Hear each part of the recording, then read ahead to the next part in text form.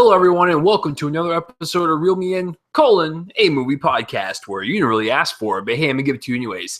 This is a podcast where I talk about anything, everything, and anything about movies. Now, listen, if you were stumbling across the internet, very lazily because you have a, post-Halloween hangover and you were looking for some cures online and stuff, and you accidentally came across my podcast and you're starting to listen to this right now, and you're not really a movie fan, well, maybe I can convince you to be one. Guys, I'm Chase Lee, and this is episode 102.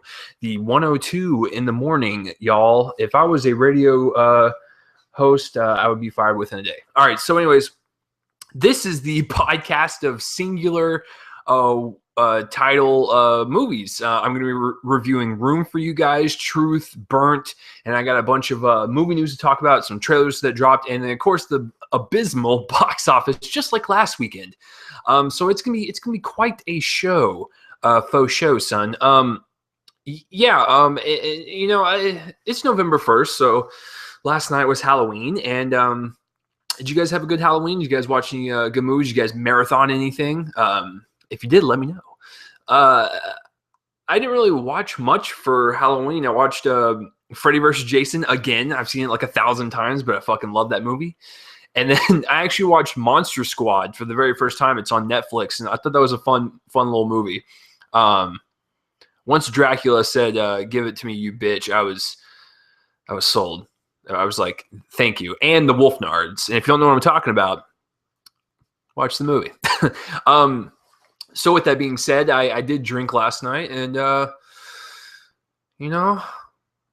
Daddy's a little under the weather. So with that being said, if you are watching on YouTube right now, you can see it in my face. It's just absolutely atrocious. And if you're listening on Spreaker and iHeartRadio and you want to see my face in the video version of this podcast, link will be in the description below. And if you're listening on YouTube and you only want an audio-only version of this podcast, link in the description below as well. So let's get started, guys. It's going to be a hell of an episode. So let's start it with some movie news. All right, so this is a lot of casting news that came out this week. I was actually quite surprised on how much news did come out, because it seemed like a slow week at first, but then like the last 3 days of the week, everything just fucking slammed on the internet. It was just all interesting. All right, so the first piece of casting news is that Common, the rapper and stuff, he's going to play the villain in John Wick 2. Now, I remember when I saw John Wick, it was a hell of a treat, man. I still remember going with one of my friends, and we walked out of there going that was a really cool action movie. I love that. I love the sense of revenge in that film. I love the sleek style to it. I love the way it was shot. I love the way it was choreographed. And of course, Keanu Reeves, yeah, I'm thinking I'm back. And then of course, killing dogs is just, will get under anyone's skin. Don't kill the fucking dog for the sequel again. Just stop it. Don't kill any fucking dogs. Anyways, Common playing the villain. I'm actually okay with that. I really like Common. I think he's not only is he a great rapper, R&B artist, whatever. He's actually a really good actor. I think every time when he pops up in a movie, I like him, man. He's so charismatic, and he's so just enjoyable to watch. It doesn't matter what movie it is, he's always enjoyable. He's in movies like Wanted, Smoking Aces, and even smaller movies like Selma, which he also did, the Glory song for, which won the Oscar. The guy's just very versatile. And listen, is he the best thespian in the world? No. But he's damn enjoyable. And if you want to talk about from an entertainment aspect, the guy's on fire. He's fire. Is that what the kids say nowadays? Whatever. But anyways, I'm excited to see Common kind of go bad and kind of try to kick Keanu Reeves' ass. It's going to be fun, right? Yeah, I can't wait for John Wick 2. I thought the first John Wick was so fucking awesome. So that's it for that piece of news. The next piece of news is that good old Danny Stevens, also known as Dan Stevens, who was on Downton Abbey for a long time, and then he left to do movies, and he was in the movie The Guest from last year, which was awesome. I love The Guest. And he's going to be in the Beauty and the Beast movie from Disney, the live-action version. He's going to be in a movie called Colossal with Anne Hathaway. Now, I don't know much about it. I just know that it's, we're in the age of the Pacific Rims and the Godzillas and the King Kong, so why not compete with it, right?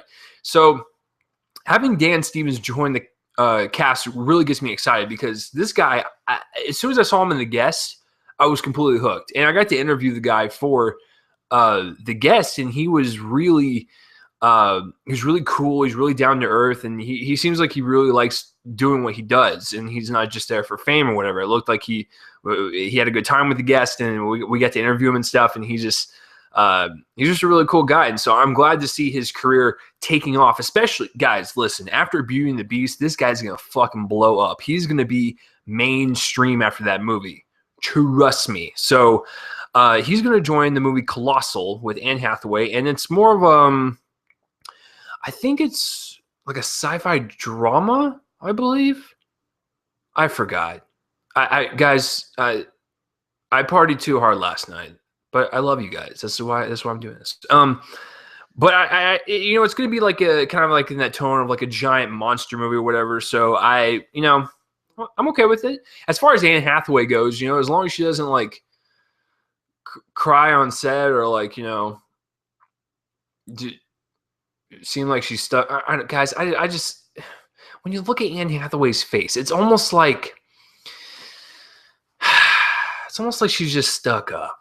I don't know what it's about her, but there's something about her face to where it's like, I'm rich, you're not, I'm famous, fuck you, go away. And then you just go cry in the corner. So I don't know. Anne Hathaway's fine. She's not my favorite actress in the world, but I'm excited for Dan Stevens finally joining another big budgeted movie, after The Guest and stuff, and with Beauty and the Beast. So this guy's gonna fucking blow up. I cannot wait to see where he goes. And the next piece of news is that Nicholas Hoult and Rooney Mara are going to be in the movie, which excites me because I think they're both fantastic up and coming actors. And they're going to be in a movie called Discovery. And this is actually a really cool premise. It's it basically takes place where it's like a year after the discovery of the actual afterlife. Like the afterlife has been discovered. It's real. It's truth. It's fact. Whatever. And it's like a year afterwards. And I think they're like scientists or whatever. And so I'm pretty sure they're gonna like go explore it or whatever. But that sounds interesting. I'm looking forward to that, especially with them two in it. I've always liked Nicholas Hoult. Everything I've watched him in, anything from like X-Men to Warm Bodies, even Mad Max Fury Road. The guy's on. He's electric on screen, and so is Rooney Mara. If you guys not have seen The Girl with the Dragon Tattoo, the U.S. version, oh dear God, Rooney Mara, oh yeah. That movie was a little rough to watch, but no, she's really great. I even like her sister Kate Mara, from House of Cards and 127 Hours and Fantastic Four Stick. So I'm excited to see where Nicholas Hoult and Rooney Mara go with this movie. And this idea sounds really cool. It sounds really original and stuff. So I'm looking forward to it, man. There's no mistake in adding good talent. So that's it for that piece of news. The next piece of news is that Billy Bob Thornton, man, good old Billy Bob Thornton, this fucking guy. I've always been a fan of his. He's coming back for Bad Santa 2. Now, I don't know if that like gets you excited. I don't know if it, get your panties in britches or what's the saying? I don't know. My parents used to say it. I think they still say it. Don't get your panties in a wad. Calm down the excitement, because I know you're excited. Anyways, Billy Bob Thornton is going to be coming back for Bad Santa 2, and I am okay with this. I really love Bad Santa, the first one. I remember renting it one time when I turned 17 and I was able to watch R-rated movies by myself. So I rented it, and man, I loved it. I thought it was so funny. If they bring Billy Bob Thornton back, they need to bring Tony Cox back. He played his little his helper, his little helper. He played an elf. I like Tony Cox even more in that movie. So if they bring back Billy Bob, they need to bring back Tony to have that dynamic, because that is what made the first one work. Billy Bob's great, but Tony Cox was like the best supporting actor for that movie, and I totally will buy it if he is in that movie. So I'm all on board for this. Now, do we need a sequel to Bad Santa? No, but if it's there, am I going to see it? Yeah. So it's kind of like one of those things where I don't really care if it's made, but if it's presented in front of me and it's a finished product and it's in theaters, I'm gonna go see it. So I'm excited for Bad Santa 2, Billy Bob coming back. So there you go. All right, so the next piece of news is that Sandra Bullock, this lady, man, she's just like Jennifer Aniston.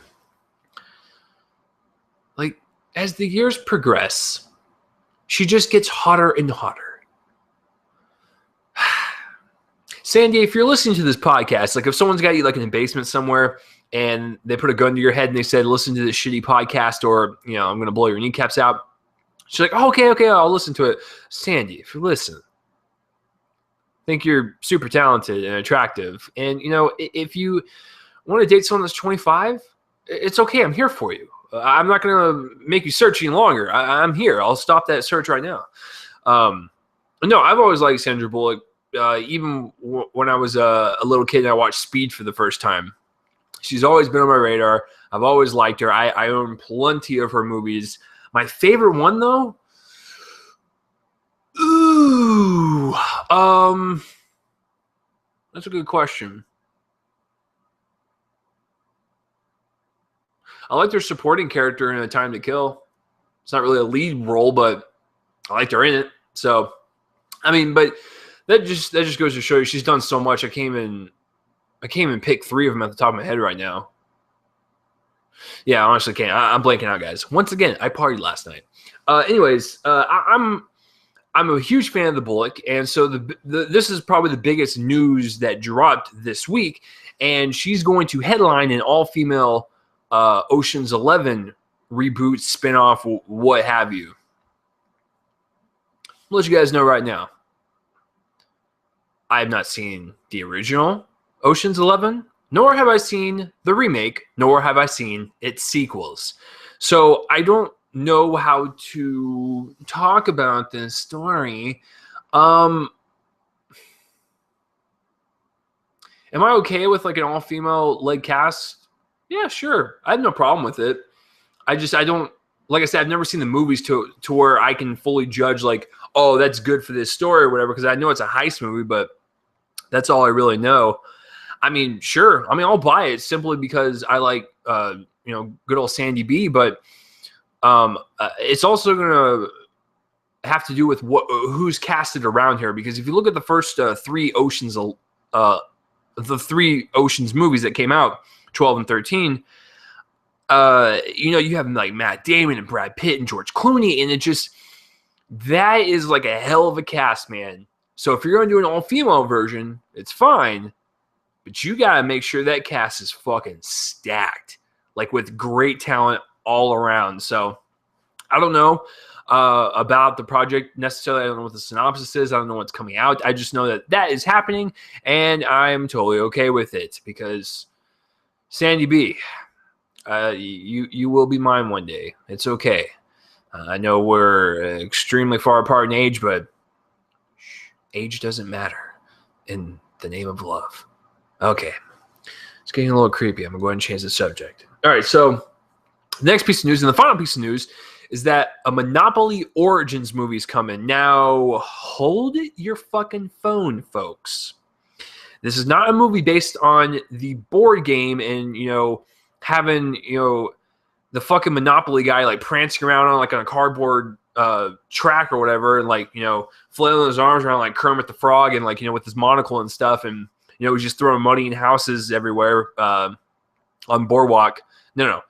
This is actually a movie based on the actual board game itself, like the person that created it and the story behind it.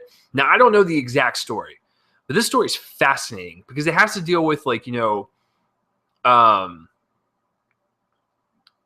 game that someone created and was supposed to I think teach kids something or whatever, and then someone stole that idea and made it like a capitalist game that Monopoly is today and stuff. And like I said, that could be completely wrong. I should have done my research. I apologize, but if you look it up, look up the story on how Monopoly was made, like the actual board game. It's a fascinating story. So if they go with that story for this movie, this could be a really good little drama thriller type thing. So I'm totally on board for that. I'm gonna give this a huge fucking buy. So Monopoly Origins movie. I never would have thought I'd say that in my life. but it sounds fucking awesome, especially with that story I just told you guys. But like I said, go look it up and make sure I got some of the facts right.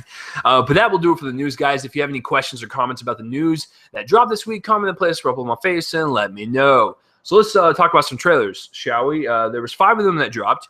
And, of course, I'm going to leave the best one for last. Oh, you guys are going to be fucking excited for it. Anyways, let's start with the 2 Netflix ones that dropped. The first one is The Ridiculous Six.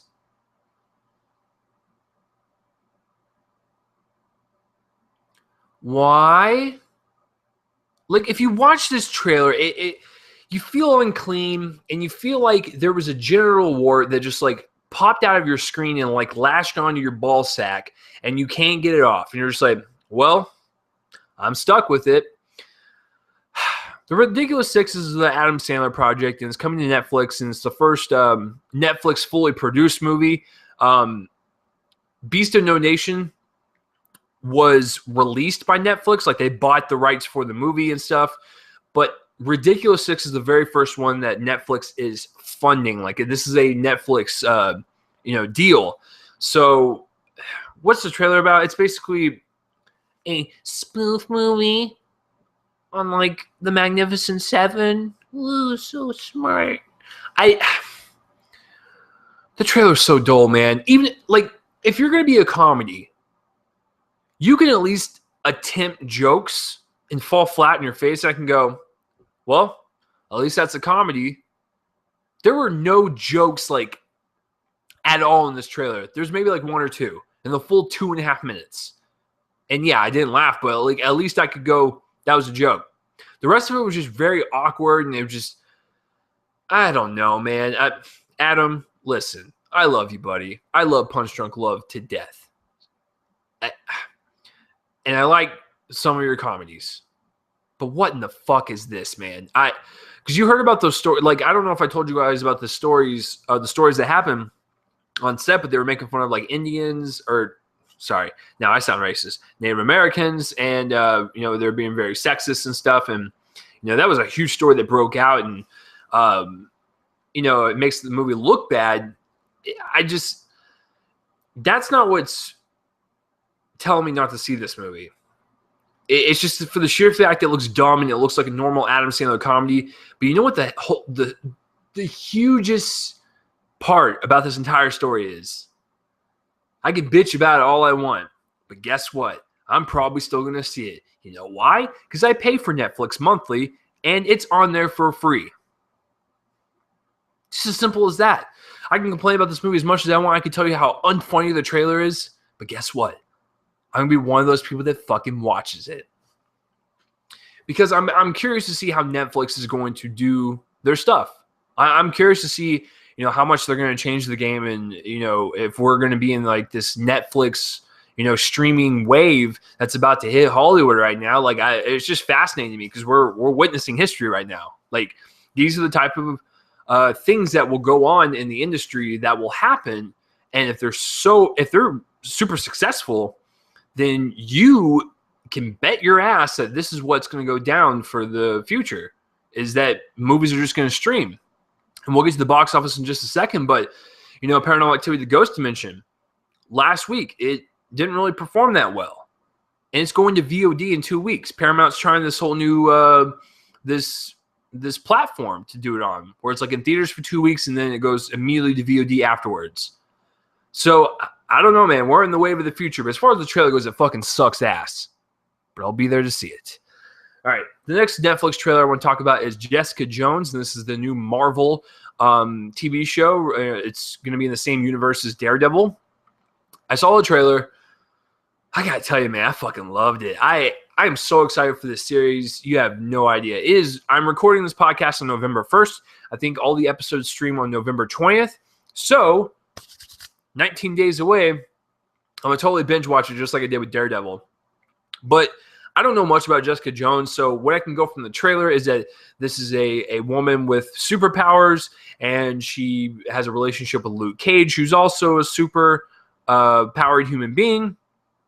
And she has to fight this villain called the Purple Man, where he he's more of a psychological villain. He gets inside your head and he fucks things up. He controls you and stuff. So it's kind of freaky stuff. It's like just really cool, like horrific science fiction, supernatural type of thing. And the trailer looked really good. I really liked everything that was shown in it. It looks like there's just going to be so much going on. They're going to be setting up for the Defenders, Luke Cage, and Iron Fist. And I just, Marvel. Your Netflix properties are like some of my favorite things you've ever done. Like, it's incredible what you guys are doing. Because if you guys have not seen Daredevil, what are you doing with your life? It's one of the best shows that Netflix has ever done.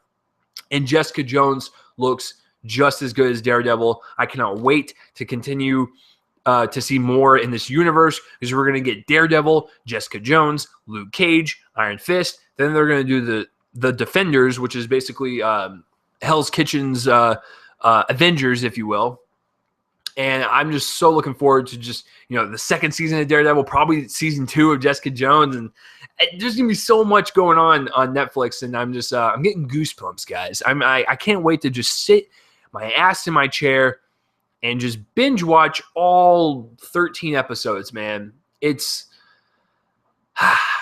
we're in a good time, guys. We're in a good time of comic book stuff. I just love it. But anyways, I'm not, like I said, I never knew Jessica Jones before I saw the trailer. But like I said, I really liked Kingpin in Daredevil. But the Purple Man looks fucking horrific in Jessica Jones for the sheer fact that he can control your mind, make you do whatever the hell he wants. So how do you beat someone like that? That's what's going to be interesting for me, is how is Jessica Jones going to take down this asshole? So I don't know. I'm looking forward to it. The trailer looks awesome. Done deal. All right, so the next trailer is Dirty Grandpa. This is the Robert De Niro and Zach Efroni picture. Basically a typical road trip movie. And Robert De Niro is going to be spouting off the F word, probably taking off his shirt and having sex with an 18-year-old. I don't know. Like, the trailers, it's whatever. I'm probably not going to see it. It just didn't really make me laugh at all. So, I mean, if you're going to be a comedy trailer, you got to do something. I will say this. Aubrey Plaza, who I absolutely adore. I love her from Parks and Rec. She's been in a couple movies that I've actually really liked as well. But she's in this movie, and she was the funniest part. And it seemed like she was more improvised on set than the other actors. So that could be it. That could be why she's seems funnier. But I love Aubrey Plaza a lot, and she looks really funny in this movie. Excuse me. But as far as like everyone else goes in the movie, it's whatever. I mean, listen, I like Robert De Niro as much as the next guy. I even like Zac Efron. But I really don't care about this movie. I don't. Like, at all. If anything, go see Bad Grandpa, which is the one with Johnny Knoxville. It's not really, it's like a loose story mixed in with some jackass stunts, but I found that one to be pretty hilarious. But as far as Dirty Grandpa goes, I got to take a pass on it. It just doesn't, it's not for me. Even though I think Aubrey Plaza looks pretty good in it, and she is sexy as all hell. So the next trailer I'm going to talk about is The Brothers Grimsby. This is the Mark Strong, Sacha Baron Cohen movie. Basically about two brothers. They play brothers. And Mark Strong is a spy. And Sacha Baron Cohen's kind of a doofus, fucking idiot, if you will. And it was a very short trailer. It was a red band trailer. And the trailer starts out with Mark Strong capping people off in POV, first-person view. And it looked cool. It looked like a video game. I was really into the action and the violence and stuff. I was like, oh, this is pretty good. It's pretty good. And then the very last bit of the trailer is a joke. I'm not going to say what the joke is, especially if you want to watch the trailer. A joke with Sacha Baron Cohen.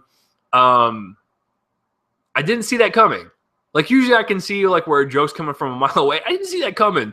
The way it ended, I kind of snickered a little bit. I was like, this looks pretty good. I'll probably check it out. Like, The Brothers Grimsby looks pretty great. Like, it could be a really good action comedy, so I'm looking forward to it. I've been a huge fan of Sacha Baron Cohen. If I had to tell you about my top 3 comedic movie experiences in theaters, were like, I'm talking like full house. Everyone is laughing their balls off. They're on the floor throwing up, and they're just rolling around like, they're just laughing hardcore. I can tell you that happened with The Hangover, the first Hangover, and Borat. Those are the two movies I remember where, like, everyone, like, the laughter was so loud in that auditorium that we couldn't even hear the next line. That's how great it was. I remember when I saw Borat in theaters, people were losing their shit, man. Like, they were just laughing all over the fucking place. It was a great movie experience. I really liked Bruno. It's not better than Borat by any means, but I still enjoyed it. And I didn't really care for The Dictator. That was the movie he did in 2012. It's whatever. But I'm looking forward to the Brothers Grimsby. I'm like I said, I love Sacha Baron Cohen. I think when he hits, he really hits, man. He's one funny motherfucker. But sometimes he can try too hard, like he did in The Dictator, or like he did in some parts of Bruno, to where I'm just like, Sasha, that's not you, bro. Like, just calm it down a little bit. Like, we're gonna love you. So we're gonna love you no matter what. So just calm it down, and it'll be okay. But this trailer looks great, so I will definitely be there to check it out. And the last, but certainly not least, final fucking trailer for this week.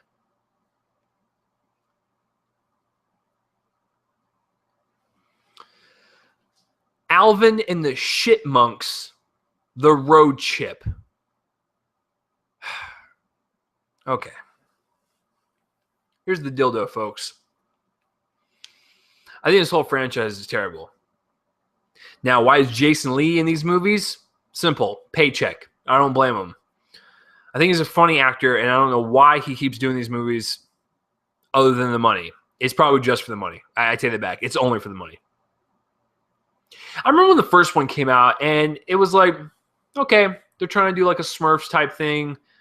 I just, live action and CGI just have never really worked for me, except when it's a guilty pleasure like Space Jam. But as far as the first one, I was like, whatever. It's not for me. It's for kids. Then the sequel comes out, the Squeakquel. Oh, trust me. The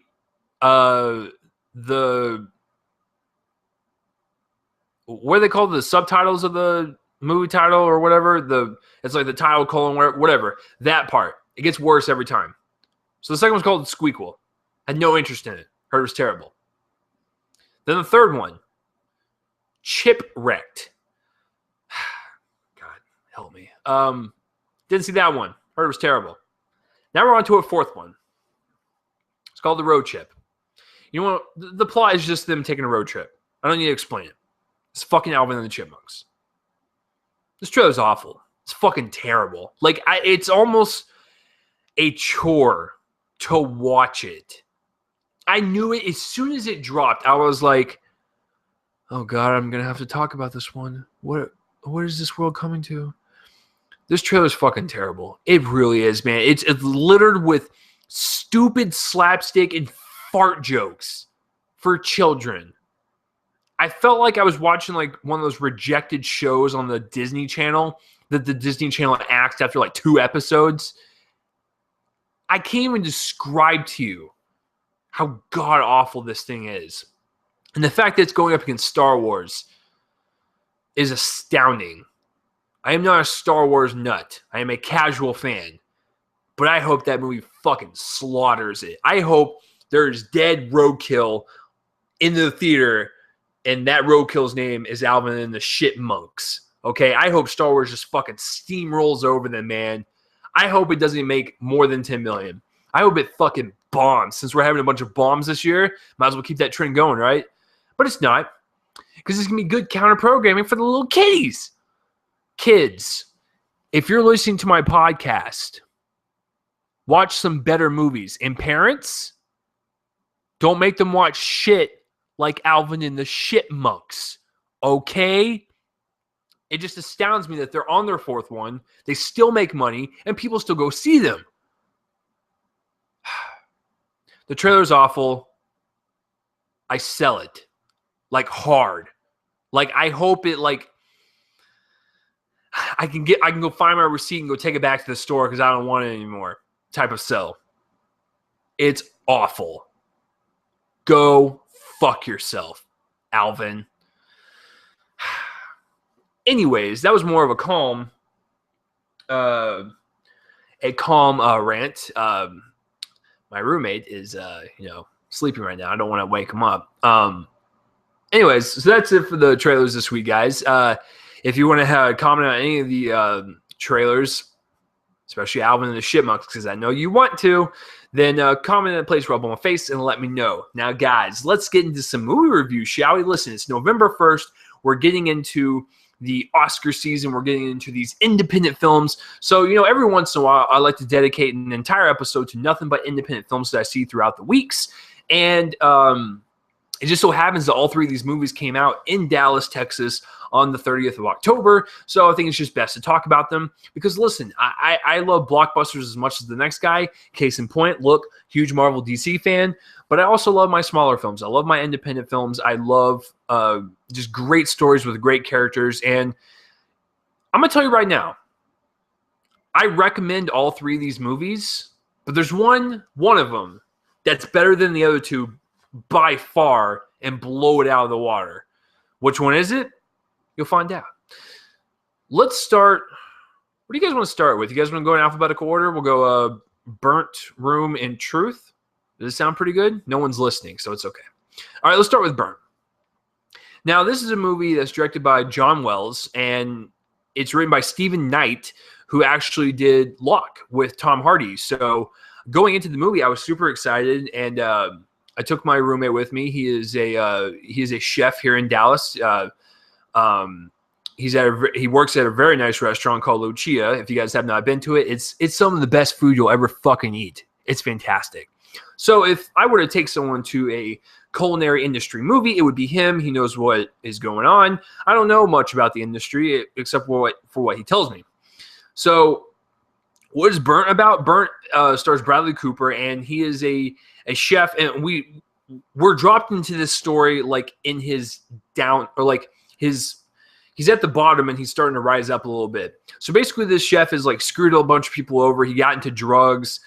He would have sex with all of his coworkers and stuff. He was just a bad motherfucker. And, he screwed a lot of people over. And so he hopped around from restaurant to restaurant. And now he wants to redeem himself and get the 3 Michelin star, title, so he can basically be cocky and rub it in, because I hate to break it to you guys, but most chefs are like that. But that's okay though. I'm very cocky as well, so I know what they're doing. I'm okay with them being cocky. So basically, what we're given is a redemption story, and that's pretty much it. Now, as you guys know from listening to this podcast, or if you're new to this, I don't spoil anything, so I try to keep everything as vague as possible and just tell you about the movie itself, my experience with it, its technical abilities and stuff, and we'll just go from there, and I'll throw my grade at the end. So we'll start with the directing and the writing. Now, this is probably where my biggest fucking problem with this movie was. I still enjoyed it overall, but I have a huge problem with the way the story was told. Let's get into it.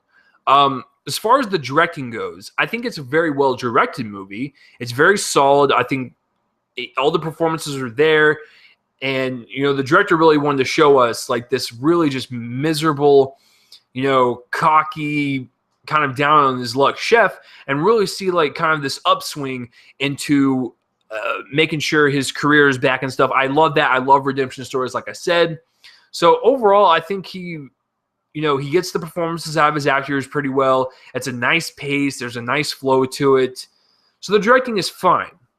But here's my problem with it. The writing. Like I said, this movie starts with him at the bottom, and we see him go up.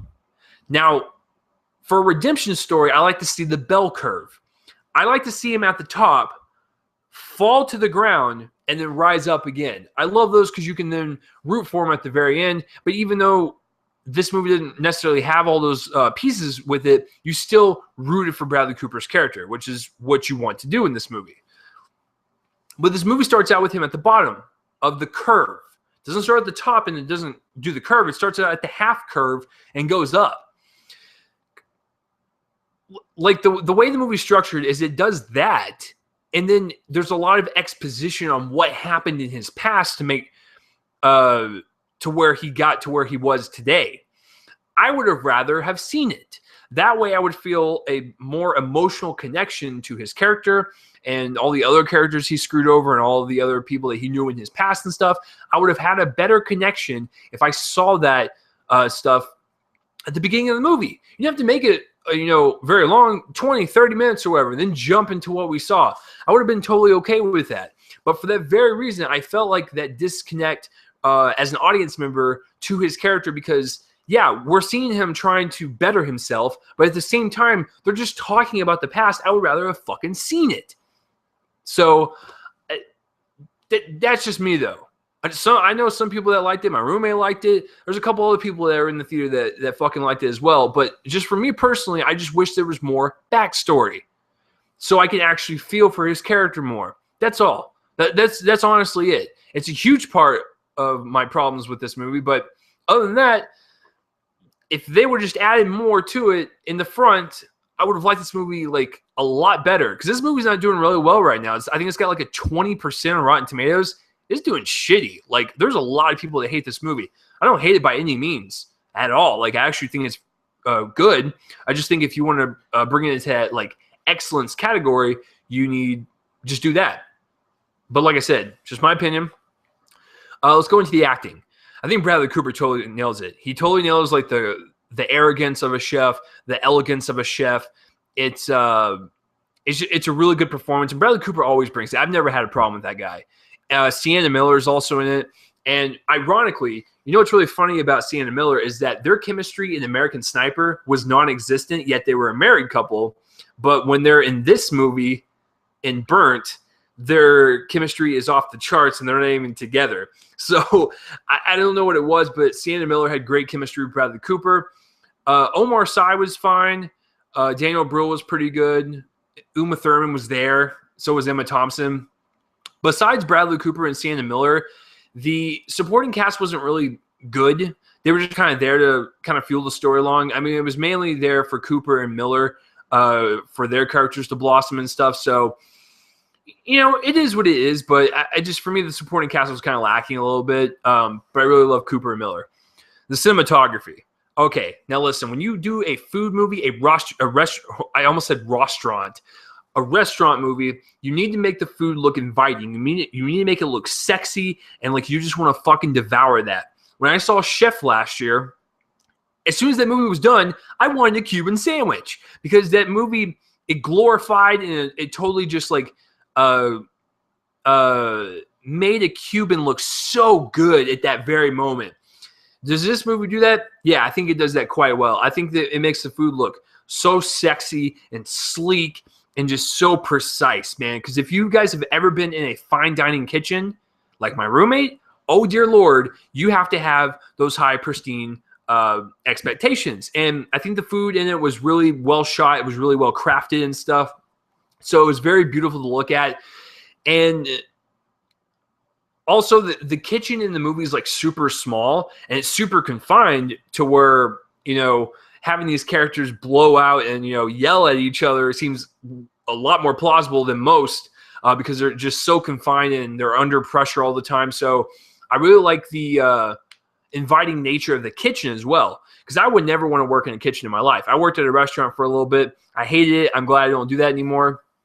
But even the way it was shot in the kitchen, the chaotic nature of it, that looked inviting as well. It almost looked appealing to go work in a kitchen just from the way it was shot and stuff. So the cinematography is very, very good in this film. I love food and restaurant movies. You got to make it sexy, man. Make it sexy. Make that food, make you want that food, man. And this movie totally does that. Editing-wise, the movie's about an hour and 40 minutes. But, hey, like I said, me being greedy, I wish there was more. You tack on another 20 minutes on that thing, make it 2 hours, that's fine. Most independent films are 2 hours now. The two movies I'm about to talk to you after Burnt, they are 2 hours long, and they felt just fine. So I think Burnt would have sufficed for 20 more minutes in the front, and we would have been rocking, man. We would have been rocking a good movie. So overall, guys, it's a well-shot movie. It's a very inviting movie. It's a very chaotic movie, very claustrophobic movie. but it shows you the pressures of a kitchen. It shows you the chaotic nature of a kitchen. It shows you the actual personality of most chefs in Bradley Cooper. So I thought that was well done. The supporting cast was kind of lacking, and I really just wanted more of the story because I was just so interested in the character. Overall, guys, I would still recommend it. I would give this movie a solid B. I think if it's around you, go support it, because when I get to the box office numbers in just a bit, you're going to see how bad it actually did. So, yeah, I recommend B for Burnt, man. So that's the first movie review, guys. Let's get into the second one. Since we're going in alphabetical order, let's do Room. This is directed by Lenny Abramson, and this is based on a book. It stars Brie Larson and Jacob Tremblay or whatever. And I got to tell you, man, this is an emotional journey that will just kind of just knock you flat on your ass, punch your heart in, and just, make you feel just terrible about yourself. It's a really depressing movie, and it's such a emotional journey that you need to see this, especially if you're a movie fan. You love character-driven stories and just really emotionally well-acted movies. This is your movie right here. So let's get real and break this down. So the directing is one of the stars of this movie. I think what Lenny Abramson did is really create this really great relationship between a mother and her son. And he really showed us what it's like for a child to see the world for the very first time, which when you are a child and you step outside for the first time, you see a bunch of trees and grass and stuff, and you're just going to play around in, the mud or whatever, you are astounded by everything because your imagination is running wild. You're just like, well, what's beyond this? Like, this is just my backyard. What the hell is beyond this fence and stuff? I thought he really captured that childlike innocence of a 5-year-old that is confined to this room for 5 years and then is just broken out into the world and sees it for the very first time at 5 years old. That's amazing. And the look on that kid's face when he does that, it makes you weep and cry because you remember that moment as a kid when you did that too. So I thought he really created a great relationship, and I thought he really created this really cool parallel of a kid that is seeing the world for the first time and an adult that's going back into the world after she was taken away from it. So I thought that was a really cool parallel, like I said. So the directing is outstanding. It's one of the standouts of this movie. The writing is also good. I never read the book, so I have no idea what the book's like or what the ending to the original book is or whatever, but I thought the writing was really sharp. I thought it was really on point and stuff, so I have no problem with the way it was written. Let's get into the acting.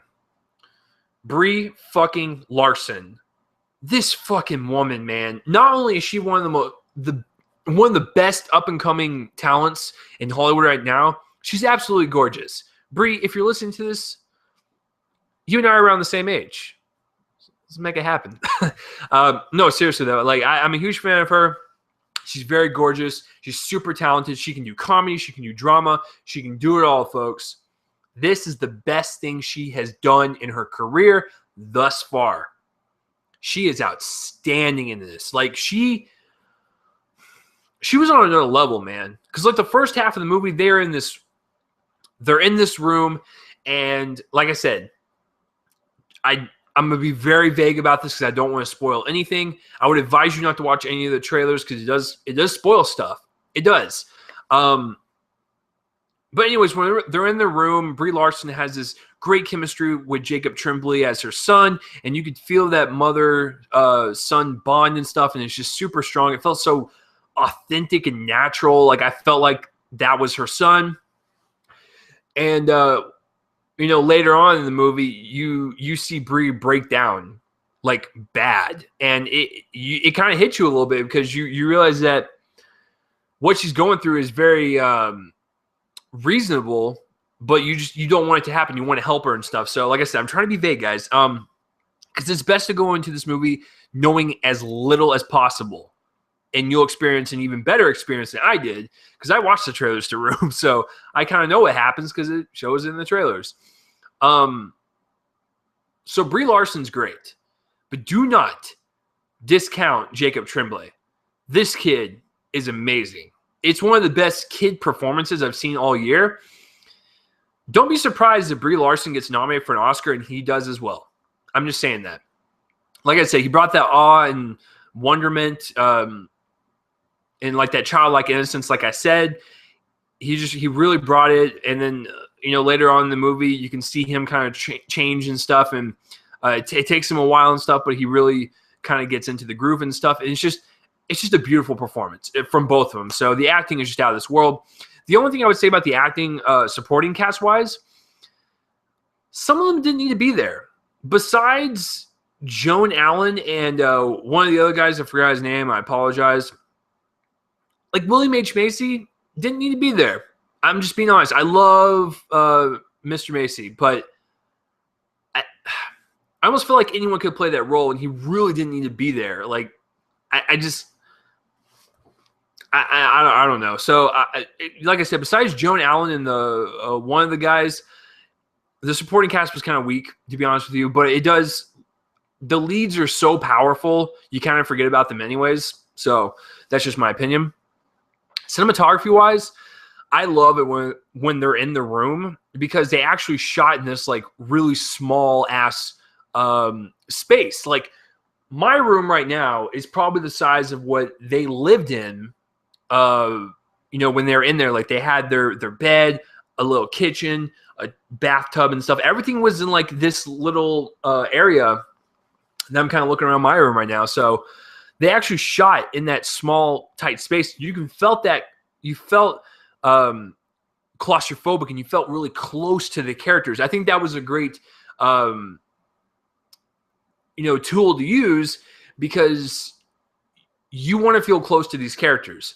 And I think having in such a confined space makes you feel closer, like it, without you even noticing it, because you're in this like claustrophobic, like closet type area. So I thought that was really well done and really well handled when it was shot in the room.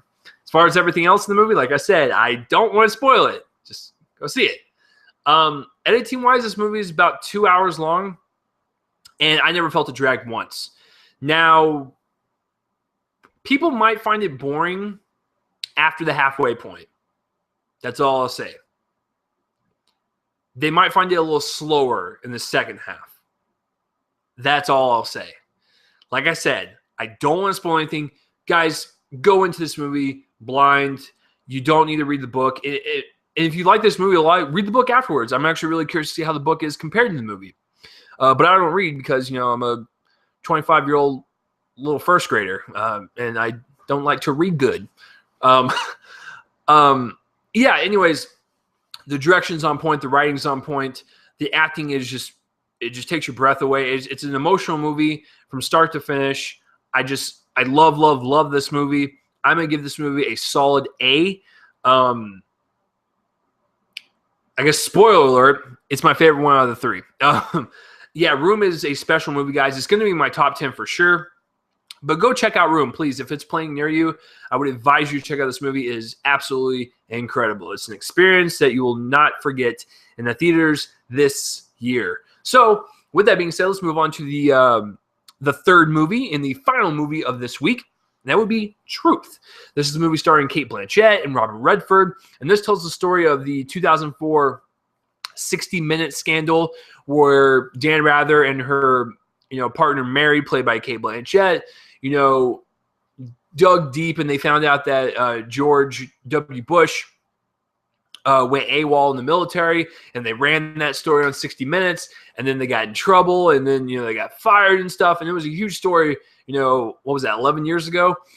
I was a freshman in high school, so I don't really remember the story that well, but I do remember Dan Rather leaving 60 Minutes and stuff. So I was still fascinated about this movie. And guys, I'm a sucker for like political thrillers. I mean, House of Cards is one of my favorite TV shows running right now.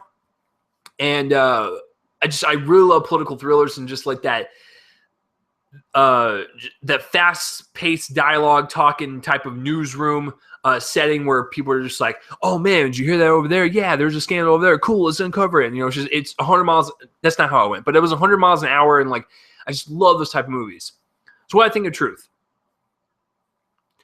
I think it's a very good political thriller, and I think it's quite entertaining. And that's really all I'll say. It's really nothing special, but I still think it's entertaining enough for you to go see in theaters, but it definitely won't make your like top 10 of the year per se, unlike another movie that I'll hint after truth. So yeah, let's get real and break this down. I'm trying to like gather my thoughts as I'm talking to you guys. It's directed by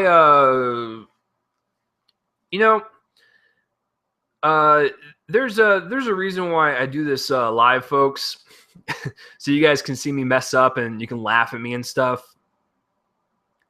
I had the guy's like name in my head and I was like, oh shit, I just forgot.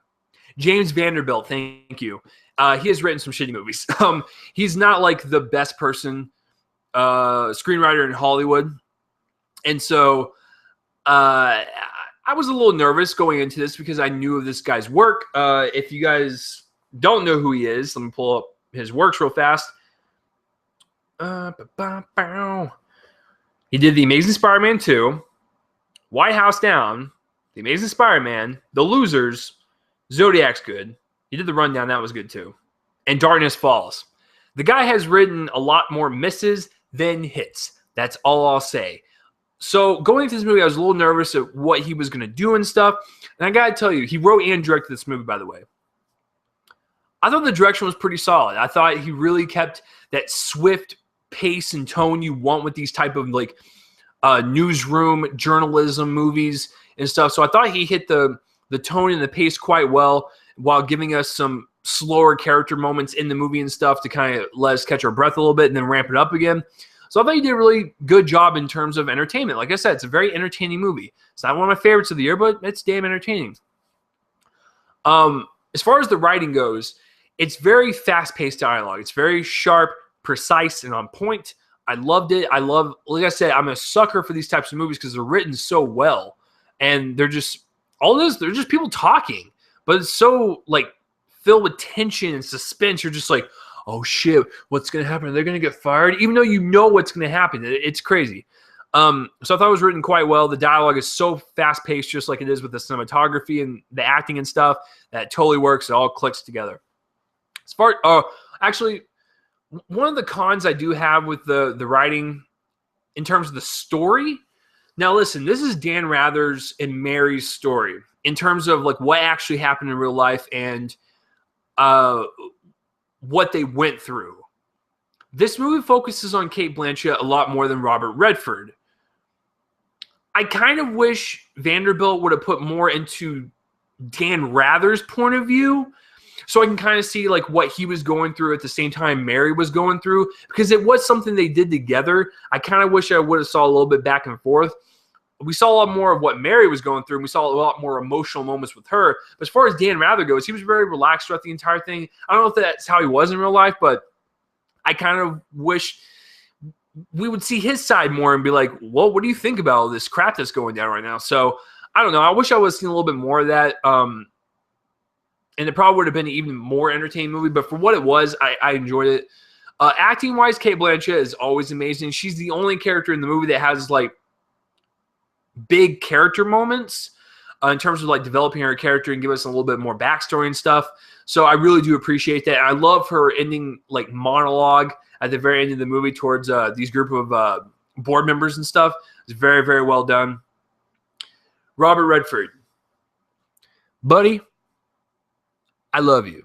I think you are one of the most iconic actors in history. You are not Dan Rather. I'm sorry, but as the movie was like progressing, I was like, this is getting worse and worse. His performance was not bad, but he doesn't look anything like Dan Rather. All I saw was Robert Redford in a suit. So I was like, the director probably flagged Robert down in the back lots of the studio and be like, yo, Mr. Redford, you want to be in this movie? And he's just like, well, I got nothing else to do. Just finished fucking Walk in the Woods with Nick Nolte. So, I mean, I never saw him as Dan Rather at all. And he's a great actor. It was a fine performance, but it wasn't. He doesn't look like Dan Rather. The supporting cast is fine. Dennis Quaid's whatever. Elizabeth Moss is whatever. Guys, I'm a huge fan of That 70s Show. I really am. And when I heard that Topher Grace was moving on to do more movies, and that's why he wasn't in the 8th season, to each his own, man. He wants to expand his career, go for it. If it fails, go back to TV. Didn't really like him in Spider-Man 3. Haven't really liked him since. This is my favorite role he's done since That 70s Show, which ended in 2008, I believe. Yeah, so it took a minute, but what I really liked about Topher Grace's character in this film is that, yeah, he was like that kind of like nerdy guy that was on the side and doing the dirty work and stuff. That's fine. I get that. He's a very typical character. But he delivered a speech towards the end of the movie as well, like Cate Blanchett did towards these executives, which I thought was very on point on the corruption that the media has with politics and stuff. I thought it was on point. I thought it was such a delicious speech. As I was listening to it, I was like, Topher, my boy, you got some chops on you, son. Like I said, I've always liked him in That 70s Show, but I've never felt like he was ever invested in a movie role post that show until now. This is my favorite role he's ever done. I liked his character a lot, quite well, actually. He's my second favorite behind Cate Blanchett. So overall, besides some of the supporting cast not really getting too much development, or Robert Redford not looking like Dan Rather, the performances are still very good. Cinematography-wise, it's very, like I said, newsroom setting. So you got a bunch of desks, got a bunch of computers, a bunch of paper flying around everywhere. It's very chaotic, and it's just always moving. There's no slowing down, or if it does slow down, it's like, a shot here, a cut there, cut. So it's very fast-paced, shot very smoothly. There's no issues on the cinematography. Editing-wise, this movie's 2 hours long. Never felt a drag once. If you're not a fan of political thrillers or like newsroom type movies and stuff, you probably would find it boring, because all it is just a glorified journalism piece that's heightened for dramatic measures for the big screen. That's all it is. But I found it really fascinating because, like I said, I'm a little biased because I love shows like House of Cards and movies like All the President's Men and stuff. I love those type of movies, man. Like I love drama about politics. It's just, ugh. I'm getting a tingly sensation all over my body when I think about it. That's gross. Don't have nightmares tonight. Anyways, if you don't like those movies, you'll probably find it boring. But for me personally, I thought it moved along at a nice, steady pace. And overall, guys, this is a very entertaining movie. I think you'll really like it. If you like Cate Blanchett, she delivers another great performance. I love Topher Grace in this. The writing is very sharp. It's very direct. And it raises a bunch of questions. And it raises, morality. Like, if you are a Republican or a Democrat or whatever, I think it does present that question at the end of the movie, like, were they in the right? Were they in the wrong? So in terms of where you place on your moral scale in life, that's how you'll judge this movie and be like, I really don't agree with what they did, or I agree fully with what they did. So depending on what your political viewpoints are and stuff, you might look at the movie differently, which is awesome. Film is subjective. I want everyone to look at it differently. But for me personally, I thought it was an intriguing movie. I never really knew much about the story, but now I kind of want to go research it now. So very entertaining movie. However, I'm not supposed to review this movie yet because it's still under an embargo. But there's another journalistic movie coming out called El Spotlight-O. It's called Spotlight. And I like that one. I think that one's a better made film, but I found Truth more entertaining. I'm just going to leave it at that. So that's my review of Truth, guys. I'm going to give this movie, I gave it a B+ originally, but I think I'm going to give it a B. I'm going to give it a solid B. So overall, guys, I think this has been a great year for film. Like, I've been giving a bunch of B's out and a bunch of A's and A-minuses. I just think this is a very strong year in general. I'm only giving a few C's out, giving a few D's and a few F's, so I think it's a little bit of a mixed bag. But as far as these three movies go, I would recommend all of them. They're all very different in their own unique way, but Room is my favorite. If you had to pick one of them, go watch Room. And Brie Larson. Let me straighten up here. I'm available. I'll take you out sometime. Okay? Like, listen, all my listeners, tweet this out to Brie Larson and tell her that there's a creepy fat white guy in Dallas, Texas that's asking her out. No, I absolutely adore Brie, and I really hope that her career soars, and I hope she gets nominated for this role. I can't stop thinking about Room. It's a very powerful movie. So, have you seen Burnt, Room, or Truth? Comment that place up on my face and let me know what you thought of these movies. Yeah, it was a good week. And you guys are probably wondering, where's the review for Scout's Guide to the Zombie Apocalypse? When I get into the box office numbers, you'll see why I didn't want to go see it and why I wanted to keep my money and spend it on drinks last night rather than go see that movie. So that's why I didn't review that movie this week. And plus, that was the only release besides Our Brand is Crisis, which I don't want to see. I just told you I like political thrillers. That movie doesn't look intriguing to me at all. It looks dumb. So, and that's such a terrible title. Change your title. Our Brand is Crisis.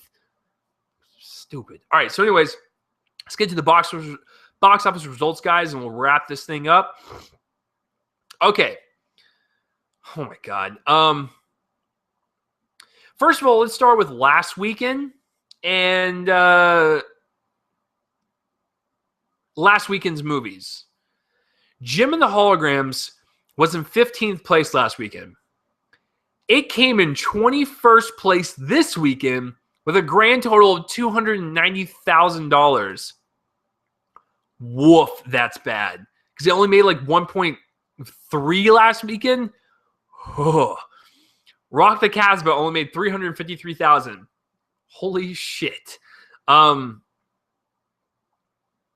Truth expanded. It's in 16th place. Made about $900,000. It's not bad for expanding. Still kind of bad though. Scout's Guide came in at number 12 with 1.7 million. Oh God. Paramount, I don't know what Paramount's doing right now. Like, they're literally shooting themselves in the dick because they did this with Paranormal Activity. And, in 2 weeks, like I said, they're going straight to VOD. That's why they're in limited theaters. Scout's Guide's in 1,500 theaters. Paranormal's in 1,500 theaters. So instead of a wide release, it's such a fucked up situation. So 1.7 for Scout's Guide. Still not going to see it. Our Brand is Crisis came in at number 8 with 3.4 million. We've had more bombs this year than I can remember in history. Like, We Are Your Friends, Our Brand is Crisis, Paranormal, Rock the Casbah, Jim and the Holograms, Scout's Guide. What the hell is going on, man? So yeah, Our Brand is Crisis at number 8 with 3.4 million. God. I'm gonna let you guys know right now, this was a slow weekend. The number 1 movie was 11 million. Number 5 is Burnt with $5 million. The budget is unknown, I believe. Yeah, budget's unknown, and it made another million worldwide, so it made about 6 million this weekend. Yikes, Bradley Cooper. Good thing you had a hit with American Sniper this year. Hotel Transylvania 2 came in at number 4 with 5.8 million, so it barely beat out Burnt by about $800,000. Its budget's unknown still. Domestically, which is the U.S. and Canada, it's got 156, and worldwide, it's got 323, so not bad. Adam, since you are going to fail with Pixels. Actually, let me bring that up. Oh, Pixels not even in the list anymore. Okay, I can't. Never mind. Number 3 was number 3 from last weekend. Bridge of Spies with $8 million. Its budget is $40 million. Domestically, it's got 45, and worldwide, it's got 57. It's about 23 million to break even, so still kind of in the red. Number 2 is number 2 from last week. Goosebumps with 10 million. It's doing pretty bad, actually. Wow. Its budget's 58 million. It needs to make about around 120, 125 to break even. Domestically, it's got 57. Worldwide, it's only got 66. Ugh. I did my best Lucille Ball impression, everyone. All right, number 1 is number 1 from last week, which is The Martian. And I'm about to sneeze. Hold on. Did you guys enjoy that? That's how I normally seize. I'm not even joking. Like, it's like an old man just like got hit in the ball sack like really hard. And that's, anyways. Number 1 is The Martian with 11 million. This one's doing really well, guys. Budget's 108, so it needed to make about 220 to break even. Guys, domestically, it's got 182, and worldwide, 428. It's nearly doubled in profit. That's amazing. That's so good. I love The Martian a lot. I'm glad it's still doing really well, and I hope it's for some awards down the line. So that will do it, guys, for this week's episode of Real Me and Colin, a movie podcast. I want to thank you guys for listening. You guys are fucking awesome. I love you all. If you are listening on YouTube and you only want to hear my scraggly 12-year-old voice, then an audio-only version of this podcast will be in the link in the description below. If you want to see my beautiful face and my hungover look, and you're listening on Spreaker and iHeartRadio, and you want a video version of this podcast, link it will be in the description below, son. I am Chase Lee, and listen, if you made it through this podcast and you are not a movie fan, well, maybe I convinced you to be one. This was episode 102, guys. Next week is episode 103. What's coming out next week? Ooh, this should be a good double header. It's going to be Spectre and the Peanuts movie. That is the show, the main reviews for the show next week for episode 103 for Real Me and Colin, a movie podcast. I want you guys to have a good day, good night, whenever the hell you're listening to this. You guys, I can't even stress to you how much I love you all. I'm glad you guys choose this to listen to every week, which I still don't understand. There's way more better podcasts out there, but I'm glad you guys choose mine. So I will see you guys next week. And also, I was on In Session Film, their podcast last week. We talked about Steve Jobs and stuff. I'll put that link in the description below as well, and you guys can check that out at your leisure. So if you want to follow me on Twitter, it's at Real Chase Lee. I'm also on We Live Film, and I write for Dallas Movie Screenings and stuff. That's where I get all my press invites. And the intro and outro song is done by my friend's band, Fervent Roze. I'm Chase Lee, and I'll see you guys next week for another episode of Real Me and Colin, a movie podcast. I'll see you guys next week. Let's play the outro music. Burnt, Truth, and Room. How many more singular title movies am I going to do? They're all three good. I'll see you guys later.